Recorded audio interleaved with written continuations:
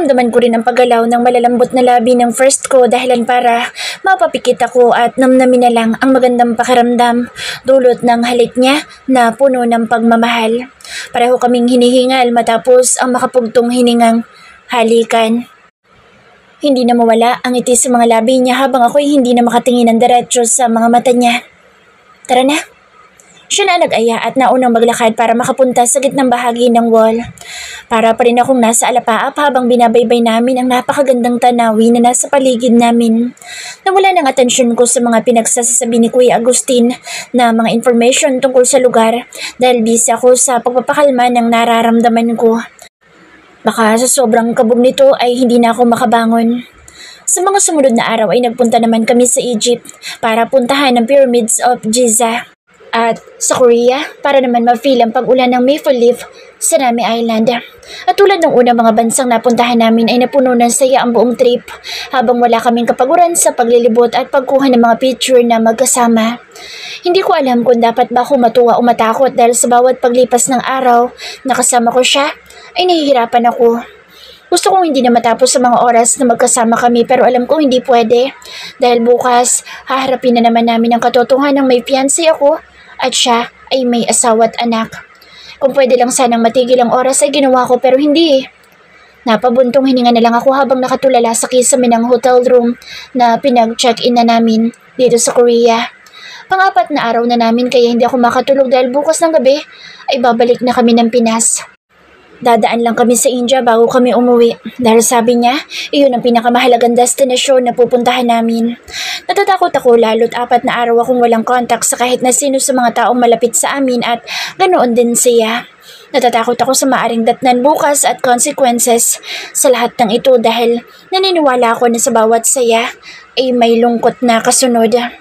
Handa na ba akong harapin ang lungkot na kaakibat ng nag-uumapaw na saya ko?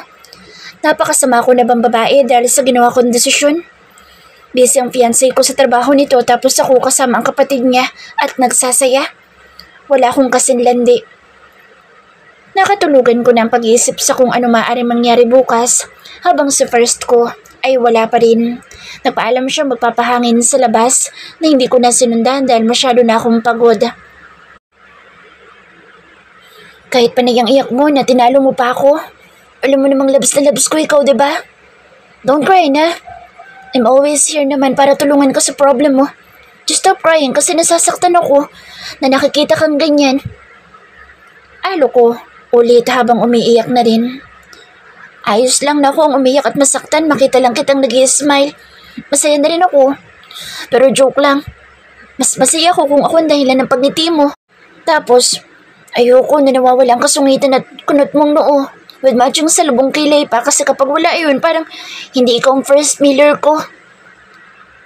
Nakakapong napabalikwas ako ng bangon habang hawak-hawak ang dibdib ko. First ko. Naibulong ko habang malakas na humihikbi. Patuloy ang pagdagsa ng napakaraming alaala sa utak ko na nasa iisang tao lang nakasentro. Para akong napaparalisa sa pinaghalo-halong emosyon na meron ng puso ko ngayon. Pakiramdam ko isa akong sanggol na sa unang pagkakataon na mulat kung ano ang katotohanan ng meron ang mundo. Lahat ng dating mga senaryong napapanaginipan ko at pumapasok sa isip ko kapag nakakakita ng mga pamilyar na bagay ay unti-unting lumilinaw sa isipan ko. Kasabay ng pagkilala ng puso ko sa mga taong nabuon sa limot. Mas lalo ako napaiyak nang magbalik tanaw ang pagkawala ko sa sarili ng mga panahong nabigo ako. Ng mga panahong bata pa ang puso ko pero nagmamahal na ng wagas at nawasak na nagkapira-piraso. Yung mga panahong tinangka kong wakasan ang buhay ko dahil hindi ko alam kung paano aalisin ang sakit sa pag-iwan sa akin ng taong naging mundo ko sa mahabang panahon. Punong-puno na luha ang mga mata kong napahawak sa tiyan ko. My baby. Yun ang pumasok sa isip ko sa kabila ng mga masasakit na alaalang na pagdaanan ko na nakalimutan ng kusa ng utak ko pero hindi ng puso ko. Ilang ulit akong bumulong ng pagpapatawa dahil sa alaalang tinangka ko rin ipalaglag ang batang nasa sinapupunan ko. Sa labis na kabiguan, ninais ko noong alisin siya sa tiyan ko dahil ayoko siyang madamay sa mapait kong nakaraan sa buhay. Pero napigilan ako ng mga magulang ko kaya alam kong buhay na buhay ang baby ko ngayon. Hindi ko alam kung may kapatawaran ng mga nagawa ko noon. Patuloy ako sa pagluha habang sapo-sapo ang dibdib, kasabay ng walang humpay na pagkirot ng ulo ko pero hindi ko yun alintana. Ang sakit-sakit ng mga alaala ngayon ay malinaw na sa akin at hindi ko alam kung paano magsisimulang muli. Dahil sa pagkamulat ko sa katotohanan, o kakayanin ko bang harapin ang lahat? Para ako nawawala sa sarili dahil sa isiping halos kalahati ng buhay ko inabuhay akong walang alam kung sino ang tunay na ako. Punong-puno ng mga luha ang buo kong mukha pero wala akong panahon para punasan ang mga yun. Ang mga luhang tanda kung bakit ako nasasaktan, sumasaya, naguguluhan at nahihirapan. Kahit anong pigil kung wag silang lumabas ay nagkukusa na lang mga ito dahil pati ang mga luha ko ay hindi na rin alam kung ano ang dapat kong gawin. Sobrang na-miss kita. Mariin kong kagat ang mga labi habang sinasabi ang mga katagang iyon. Panay ang haplos ko sa gwapong mukha na nag-iisang lalaking inlayan ko ng buong pagkatao ko. Mahimbing itong natutulog pero hindi pa rin nabawasan ang kagwapuhan. Malawak ang pagkakangiti ko habang kinakabisa ang bawat sulok ng kanyang mukha. Wala halos nagbago sa mukha niya kundi ang pagiging matured nito. Napakatangos ng ilong. May konting bigote ang tumutubo sa perpektong hugis ng panga na mas lalo nagpadagdag ng pagiging manly niya. Ang mapupulang mga labi ay bahagyang nakaawang at kahit natutulog ay sa lubong pa rin na makakapal na mga kilay na kapag napipikon ay talagang nag-iisang linya. Ang malakas na pagtibok ng puso ko'y wala pa rin pinagbago. Ngayon napatunayan ko ang kasabihang makalimot man ang utak ay mananatili itong kilala ng iyong puso. Dahil kahit wala man itong mga mata, ay marunong itong kumilala ng taon tunay na itinitibok nito. Nasa puko ang bibig upang maitago ang paghikbi ko nang makita ang pagkurot ng kanyang noo at paggalaw. Yumakap siya sa aking bawang pero hindi pa rin nagigising. First ko. Ilang ulit kong bulong sa kanyang harapan dahil miss na miss ko ng pagtawag sa kanya ng ganoon. Tila buong buhay akong nangulila sa kanya dahil sa mahabang panahong pagkawalay namin. Hindi ko na magawang bumalik sa pagtulog dahil walang humpay sa pag-uumapaw ang emosyong nasa puso ko ngayon. Gusto ko sulitin bawat segundong kasama ko siya at kaming dalawa lang sa sarili namin mundo dahil hindi ko masasabi kung hanggang kailan ko siya pwedeng mahawakan. Dahil marami na nagbago sa pagitan namin dalawa. Dahil ano't ano pa man ay kailangan naming harapin ang katotohanan at realidad na ngayon, mas lalong hindi kami pwede. May kanya-kanya na kaming buhay ngayon at wala nang puwang ang pagiging makasarili dahil masyado nang maraming masasaktan. Kung noon ang iniisip ko lang ay mapasakin siya ngayon, hindi na. Gustong-gusto kong hindi na matapos sa mga oras na ito. Oo, pero hindi na kami bata tulad ng dati dahil nasa tamang edad na kami at alam ko na dapat kong i-consider para sa ikabubuti ng nakararami. Alam mo bang masaya pa rin ako ngayon kahit na may kurot sa dibdib ko dahil sa mga nangyari. Dahil sa wakas, natupad na matagal ko ng pangarap noon pa man. Ang mapansin mo't makasama kang nakangiti na ako ang dahilan. Natigilan ako, sandali dahil sa paghikbi. Bawat parte ng kanyang maamong mukha hinahaplos ko dahil sa labis-labis na pangungulila. Nakalimutan man kita ng napakahabang panahon pero nandito ka pa rin sa puso ko. Nasaktan man ako to the point na halos masiraan ako ng bait na natili kang kilala ng puso ko. Patuloy sa pagpatak ang mga luha ko. Ramdam na ramdam ko na ang paninikip ng dibdib ko dahil sa labis na pag-iyak pero hindi ko hayaang lamunin na naman ako ng kahinaan ko dahil ito rin ang isang dahilan kung bakit naging mas komplikado ang sitwasyon. Dahil sa pagiging mahina ko. Malalim ako napabuntong hininga. Nangihina man ay mas pinili ko pa rin tumayo para mag-ayos. Susulitin ko ang huling araw namin magkasama. Wala namang magbabago kung makakaalala man ako o hindi dahil sa katotohanan ng baliktarin man namin ng mundo ay mananatili siyang may asawa at anak at ako ay may fiancé. Ang tanging magagawa ko na lang ngayon ay i-treasure at huwag kalimutan lahat ng mga pinagsamahan namin sa loob ng 5 araw. Kailangan kong pahalagahan ng mga alaalang parang kami ang para sa isa't isa. Sa kabila ng katotohanan, hiram lang namin ang pagkakataong ito. Bago tuluyang bumangon sa kamay, hinalikan ko siya sa mga labi at muling hinaplos ang kanyang mukha. Nasa maling oras at pagkakataon man kita minahal. Hindi ko makapal sa puso ko ang kahit konting pagsasisi. Dahil mali man ang oras at pagkakataon, alam ko sa tamang tao naman ako nahulog. Siguro pinagtagpulan talaga tayo ng Diyos, pero hindi tinadhana para magkaroon ng happy ending. Hindi ko na ipinagtaka ang bahang pagdagasa ng mga luha sa aking mukha. Nahagip na aking paningin ng orasan na nasa bedside table. It's 4:50 a.m. Malapit na ang flight namin papuntang India, kaya kailangan ko nang mag-ayos. Hanggang sa pagligo ay wala pa ring tigil ako sa paghikbi. Ang sakit-sakit kasi tanggapin na ang pinangarap kong lalaki at minahal ko buong buhay ko, hindi ko pwedeng angkinin dahil matagal ng pagmamayari ng iba. Natapos akong maligo pero mahimbing pa rin ang pagkakatulog ni first ko, kaya hindi na ako nag-abalang gisingin siya. Siguro napagod din sa 4 na araw naming walang humpay na pamamasyal. Kumarap ako sa salamin, mugto ang mga mata, kaya mabilis ko iyong pinahira ng concealer para matakpan. Pilit rin akong ngumiti at ilang ulit na kinakalma ang sarili upang hindi na maluha. Kaya mo yan, Laika. Kaya mo yan. Pag-cheer up ko sa sarili. Hindi ko pwedeng malungkot dahil baka masira ang huling araw namin ng pamamasyal. Akmang pupunta na ako sa bag kong nasa closet para kumuha ng damit ng mahagip ng paningin ko. Ang laptop niyang nakabukas. Napakunod pa ang noo ko dahil hindi man lang niya nagawang isara. Siguro inaantok na talaga kagabi at nakalimutan ng patayin. Nasa center table iyon kaharap ang single couch dito sa loob ng kwarto, kaya nalapitan ko ngunit natigilan ako nang makita ang pamilyar na litrato ng isang gamot. Umupo ako sa couch para kilatising maigi at hindi nga ako nagkakamali. Parehong-pareho ito sa gamot na palaging pinapainom ni Seven kapag nagsisimulang sumakit ang ulo ko. Dala ng kuryosidad ay ni-scroll down ko para basahin ang pangalan ng gamot. Pranolol. Napatango ako. Yun nga ang pangalan noon. Matyaga akong binasa ang nakasulat at para akong hinampas ng kahoy sa ulo dahil sa nabasa ko kung para saan ang gamot na iyon. Para sa taong gustong malimutan ang trauma at isang masamang pangyayari sa buhay. Mabilis na pumasok sa isipan ko ang mga sandaling inaalagaan ako ni Mommy noon at ng Miller Brothers. Ipinangako nila sa akin na darating ang araw na magagawa kong kalimutan sa first ko, ultimo pangalan nito at pagkatao. Naikuyom ko ang kamao ng maintindihan ang ibig nilang sabihin.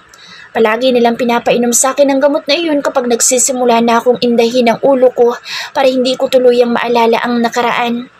Ginawa nila iyon para kalimutan ko siya, pero minsan ay hindi ko ginustong kalimutan siya. Ginawa nila ang bagay na iyon nang walang permiso mula sa akin. Ginusto nilang tuluyang mawala sa buhay ko sa first ko at hindi man lang nila nagawang itanong kung gusto ko rin ba ang bagay na iyon. Pakiramdam ko itranidor nila ako at niloko. Naikuyom ko ang mga kamao ko dahil sa galit na lumulukob sa akin sa mga oras na ito at akala ko pagod na akong umiyak at wala na akong mailuluha pa, pero nang muling dumagsa ang mga luha ko ay doon ko napatunayan na hindi pa pala sila pagod at ang tanging napapagod lang ay ang isip ko na nahihirapan sa pagtanggap ng lahat. Pero ginawa nila iyon para sa'yo, para sa ikabubuti mo. Sa isiping iyon ay unti-unting muling lumuwag ang mga nakakuyom kong kamao. Tama, wala akong karapatan na manumbat at manisin ng iba dahil simulat sa pool ay ako may kasalanan ng lahat. Ako ang nakaramdam ng paglandi sa murang edad. Ako ang naghabol ng ilang ulit hanggang sa wala nang matira sa sarili ko at higit sa lahat ay ako ang gumustong mahalin siya ng higit pa sa puso ko. Kaya wala akong karapatang magalit sa mga taong pinili lamang ang tama noong mga panahong nawala ako sa tamang landas. Nawala sa sarili dahil nilukob ng sakit at pagkabigo ang buong pagkatao. Wala akong ibang nagawa kundi ang umiyak dahil sa realidad na sumasampal sa akin ngayon. Ako ang naging pabigat sa kanila ng napakahabang panahon, kaya ang tanging maisusukli ko na lamang ay ang itama ang lahat at ituwid ang pagkakamaling nagawa ko noon. Ang umibig sa lalaking hindi para sa akin. Ilang oras na naging biyahe namin patungong India at sa loob ng mga oras na iyon ay pinilit ko maging masigla at masaya sa harapan niya na parang walang nangyari. Mas pipiliin ko na lamang na magpanggap na wala pa rin akong alam kaysa ang sirain ng huling araw na magkasama kami at nararamdaman ko ang kanyang pagmamahal. Walang ibang hiling ang isang tulad kong hiram lang ang mga sandali kung hindi ang makasama siya dahil ang taong minamahal ko ay hindi ako ang nagmamay-ari. Ang ganda ng lugar. Masayang sabi ko habang nakaharap kami sa napakagandang structure ng pinakasikat na bagay na ipinagmamalaki ng India, ang Taj Mahal. It is made with the different types of marbles used to construct Taj Mahal. It has been aided and given historical evidence that many precious and semi-precious stones were crafted in the wall, but the British people have ripped off from its walls. Napakaganda ng bilugang roof nito at lalo na ang 4 na tore na tila nagsisilbing guard ng buong lugar. Halos nakanganga ako dahil parang nasa harap ako na isang palasyo, lalo na ang parang hallway sa harapan na may mga design dress na mas lalong nagpatingkad sa buong lugar. Hindi nakapagtatakang isa ito sa 7 wonders of the world. Dinala kita dito hindi dahil sa ganda ng lugar. Narinig ko sabi ni First ko bago yumakap sa akin mula sa likod habang nasa harapan kami ng Taj Mahal. Ramdam na ramdam ko ang hininga niya sa ibabaw ng ulo ko at ang bahagya niyang hinahalik-halikan. Mariin ako napapikit sa bayakap din sa mga braso niyang nasa bewang ko. Kahit ganito na lang kami habang buhay magiging masaya ko. Dahil na rin sa story behind this structure, Taj Mahal is also called Monument of Love. Because of the King Shah Jahan constructed it for his beloved wife, Mumtaz. Mas lalong humigpit ang pagkakayakap niya sa akin. Kumahanga ako kay King Shah Jahan dahil kaya niyang gawin na lahat para lang sa amin ang mahal niyang babae. I admire him dahil alam kong pinatayo niya ito to prove his love to her. Ang isang bagay na hindi ko kayang gawin kahit gustuhin ko man para sa babaeng tunay na itinitibok ng puso ko. Hindi ko na malaya ng pagpatak ng mga luha ko dahil sa sinabi niya. Hindi ko nagawa pang pahupain iyon dahil alam ko namang hindi niya ako nakikita. Pinili kong manahimik dahil ayokong malaman niyang nasasaktan ako sa mga sinasabi niya. Nasasaktan ako sa katotohanan kahit ramdam niyong mahal niyo ang isa't isa, ay hindi niyo magawang maging masaya dahil kahit saan ka tuminging anggulo, may mga salitang palaging sasampal sa'yo. Hindi kayo pwede. Ito na ang huli natin magkasama tulad ng pangako ko, ay hindi na ulit kita guguluhin. Naging sobrang saya ko sa 5 araw na tayong dalawa lang sa sariling mundo at hindi ko makakalimutan mga sandaling ito. Wala pa rin akong kibo habang pilit na nililibang ang sarili sa ganda ng tanawing nasa harapan namin. Kapag bumalik na tayo sa Pinas, hindi ko maipapangakong makakalapit pa ako sa'yo. Dahil sa huli niya mga sinabi, napilitan akong humarap sa kanya at parang pinipiga ang puso ko nang masalubong ang luhaan niyang mga mata. Ang mukhang walang kasing lungkot. Hinaplos ko mukha niya habang may nasasaktang ngiti. Masayang masaya din ako dahil nagkasama tayo sa loob ng 5 araw na to. Na tayo lang. May sariling mundo at ipinapakita ang mga tunay na nararamdaman. Napakasakit isipin na nasa ganito tayong sitwasyon. Napakasakit na kahit alam natin ang nararamdaman ng isa't isa pero hindi tayo nakatadahan na sa huli. Kaya kailangan natin tapusin ito na maaga para hindi na tayo makasakit ng iba. Pinunasan ko ang kanyang mga luha at dahan-dahang kinintala ng mabilis dalik. Mahal na mahal kita. Pero hindi sapat yun para talikurin natin ang lahat. Sabi ko, bago siya yakapin ng napakahigpit dahil gusto kong iparamdam sa kanya na ayoko matapos sa mga oras na magkasama kami. Pero kailangan. I love you too, Princess Laika. Nanlaki ang mga mata ko dahil sa sinabi niya at ang kaninang luha. Dahil sa sakit, ay pansamantalang napalitan ang luha dahil sa saya. Mahal na mahal kita at malayo man ako sa'yo. Huwag na huwag mong kakalimutan na palagi kang nandito sa puso't isip ko. Ikaw ang nagmamay-ari nito. Lumipas man ang napakahabang panahon. Siguro hindi tayo ang para sa isa't isa ngayon pero umaasa ako sa kabilang buhay. Tayo na ang itinadhana. kaya maghihintay ako. Paulit-ulit niyang tugon habang sabay kami lumuluha na tila nag-uusap ang mga mata. Dahan-dahan siyang yumuko para halikan ako na tinugunan ko naman ng halik na puno ng pagmamahal. Ibinuhos ko sa halik namin ang hindi masukat kong pagmamahal para sa kanya. Saksi ang Taj Mahal sa mapait na huling kabanata ng aming pag-iibigan. Isang buwan na ang lumipas simula nang umuwi kami galing sa 5 araw naming pagbabakasyon. Isang buwan na rin akong nagpapanggap na masaya na tila walang nangyari. Isang buwan ko na rin tinitiis ang hindi pag-iyak sa bawat araw na nakikita ko si Lian.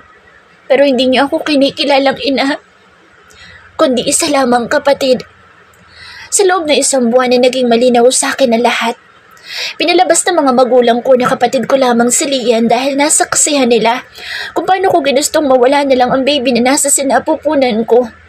Kaya siguro pinili nilang itago sa akin ang lahat para hindi ako mapasama at hindi makaapekto sa pagbalik ng katinuan ko.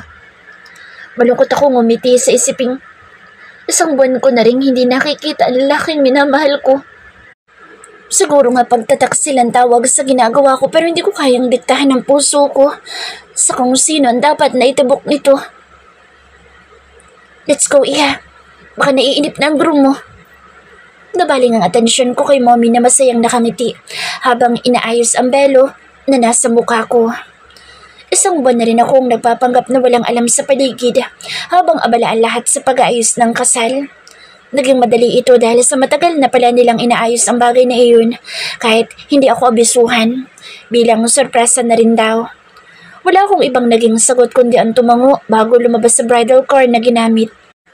Hindi nakapagtatakang napakaganda ng sakyan dahil sa labis na yaman ng angkang nagmamay-ari kasama pa ang yaman ng mga magulang ko. Please, everyone be ready. Nandito na ang bride. Sigaw ng wedding organizer bago papilahin ng mga bisitang lalakad sa aisle. Lahat bumabati sa akin at purong ngiti lang ang sagot ko habang tinitingnan ang pagsara ng malaking pintuan ng simbahan. Naramdaman ko ang paghigpit ng kapit ni mommy sa palad ko habang si daddy naman ay nakangiti kaming sinalubong na may napakasayang ngiti sa mga labi. Hindi pa rin ako umimik dahil alam ko sa oras na magsalita ako ay agad na bababakas ang pagkagaralgal ng boses ko at maaaring pumatak ang luha ko. Ilang sandali lang ay lumakad na ang lahat at muling sumara ang pinto pagkatapos ng mga bridesmaid, ring bearer, coin bearer at lahat na. Muli lamang iyong bumukas ng kamina ng mga magulang ko ang papasok, kasabay ng pagplay ng wedding song. Hindi ko na napigilan ang pagpatak ng mga luha ko pagkarinig sa isang awitin na napaka-familiar sa akin ng lyrics. Patuloy sa pagplay ang kantang Nothing's Gonna Change My Love For You. Lahat ng mga bisita ay nakangiti habang nakatingin sa akin. Masayang masaya sila dahil sa wakas ay ikakasal na ako. Pati ang simbahan ay halatang pinaghandaan dahil napakagarbo ng design na may motif na purple and white. Nagkalat ang nagagandahang mga bulaklak sa buong paligid habang ang suot kong gown ay naguhumiyaw sa kagandahan at karangyaan. Kaya hindi nakapagtatakang nababakas sa mata ng ibang kababaihan dito ang inggit sa kanilang mga mata. Isang sikat na designer ang nag-design ng gown na napili ng mga magulang ko para sa akin na wala akong ibang sinabi kundi ang sang-ayunan ito sa halos isang buwan nila na pagiging excited sa pag-aayos ng aming kasal. Wala akong iniambag na kahit konting tulong sa kanila. Gustuhin ko man dahil sila mismo ang tumatanggi. Gusto nilang sila lamang ang mapagod.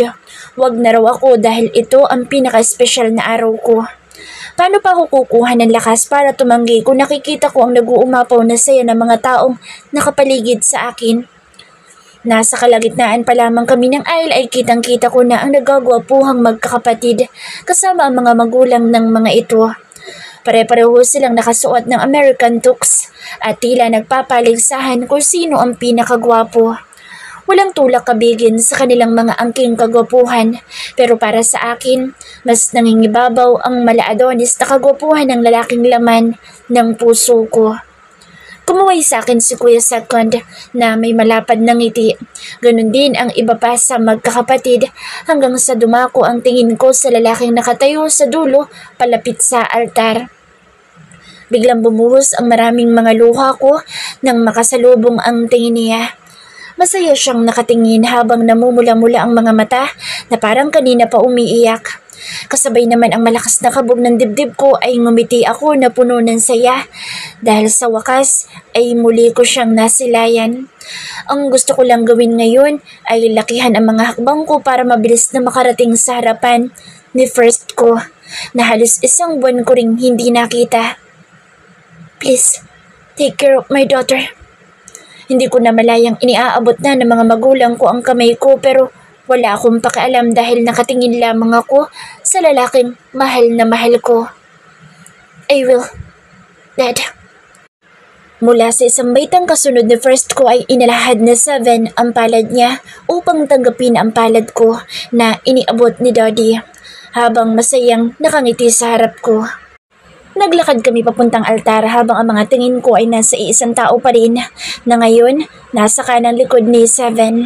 Parang sinipa ng malaking hayop ang dibdib ko nang makita ang pagtango niya habang patuloy sa pagbagsak ang mga luha. Tila binibigyan niya ako ng courage para ituloy ang naging desisyon ko. Mula sa suot kong gown, motif, designs, pati kantang pinili ay pangarap ko kapag ikinasal ako maliban lamang sa taong kasama ko sa altar. Mahal ko si 7, walang duda iyon. Pero ang pagmamahal ko sa kanya ay hindi maihahalin tulad sa pagmamahal ko sa kuya niya. Mariin kong kinagat ang mga labi ko upang pigilin ang malakas na paghikbi sa harap ng pari. Napilitan akong alisin ang tingin ko kay first ko dahil nag-uumpisa na ang seremonya pero hindi nakaligtas sa mga mata ko ang salitang walang ingay niyang sinabi bago tuluyang iwasan ang mukha niya. I love you. Para akong kandilang unti-unting natutunaw habang lumilipas ang mga sandali. Bakit ang sama-sama ng tadhana sa amin? Hindi ba pwedeng mahal namin ang isa't isa kaya dapat kami na? Pero ito ang naging desisyon ko upang hindi na masaktan ang mga taong nasa paligid namin. Ang mga magulang namin, mga kapatid niya pati na ang asawa at anak. Hindi ako makasariling tao kaya kahit tila pinapatay ako ngayon habang nagbibigay ng wedding vows sa kapatid ng taong totoo kong mahal, ay tiniis ko dahil ito ang tama. Tumitig ako sa mga mata ni 7 at unti-unti akong binabalot ng konsensya habang patuloy sa pagluha. Nakukonsensya ako dahil ilang ulit kong hiniling sa bawat segundong lumipas na nakatayo ako sa altar na sana ang lalaki na sa likod namin ngayon ang kasama ko ikinakasal sa harap ng pari, ng Diyos at ng mga tao. Hinihiling ko na sana ang first ko, ang kasama ko sa pagsasabi ng mga pangakong habang buhay kami magsasama at matatali sa isa't isa. Kahit sa pagbibigay ng vow ay hindi ko magawang iayos ang pagsasalita ko dahil sa basag kong boses. Ang mas masakit pa sa parte ko ay akala na lahat na umiyak ako sa sobrang tuwa dahil sa wakas ikakasal kami ni 7. Pero walang sino man ang nakakaalam sa kanila na nagdurusa ako dahil nakikita ko nasasaktan ang lalaking mahal ko. Kahit ang vow na buong pusong sinabi ni 7 ay hindi ko nagawang pakinggan dahil sa kagustuhan kong tingnan sa first ko. Kahit hanggang tingin lang masaya na ako. Nang sumapit ang pagkakataon na halikan na ako ni 7 ay mabilis akong mariin na pumikit upang hindi makita ang pagtataksid ng aking mga mata at upang hindi ko makita ang nasasaktang mukha ni first ko. Sa lahat siguro ng babaeng kinasal akong pinakabalungkot at nasasaktan sa lahat. Dahil sa pinaghalong lungkot, konsensya at nag-uumapaw na pagkabigo. Natapos ang kasal pero wala ako sa sarili at wala akong matandaan sa mga nangyayari sa paligid. Ayaw gumana ng utak ko para namnamin ang pagkakataon dahil kahit pilitin ko maging masaya, ay hindi ko magawa. Are you okay? Tanong ni 7 nang nasa reception na kami. Bagyan akong kumalma at tumigil sa pag-iyak pero nanatili pa rin ang mabigat at nasasaktan kong pakiramdam. Ayos lang ako. Tugon ko habang abala ang mga mata ko sa paghahanap kung nasan si first ko. Simula nang matapos ang kasal hindi ko na nakita ang mukha niya. Miss na miss ko na siya dahil sa loob na isang buwan ay ngayon ko lang ulit siya nakita. Gusto ko siyang yakapin ng mahigpit at halikan ng mariin sa mga labi kahit pa bawal. Sa paghahanap ko kung nasan sa first ko ay nahagip ng paningin ko ang nayayamot na si Lian. Suot ang gown na kulay purple. Papalapit ito sa gawin namin ni Seven.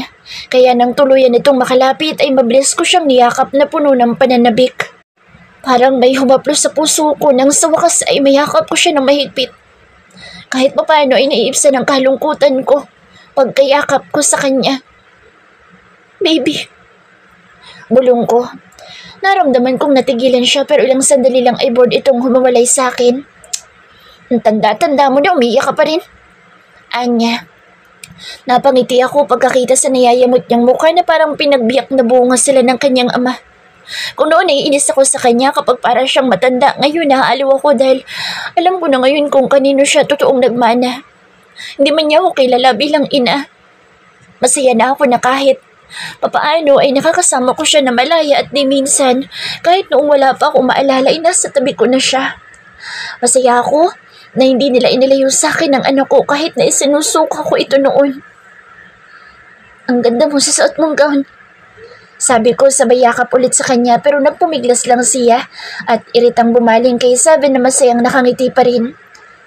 Daddy, sabi ni Tito First ay hindi na raw siya makakapagpaalam ng personal. Simpleng sabi niya habang ako'y tila nagpantingan tenga pagkarinig sa pangalan ng first ko.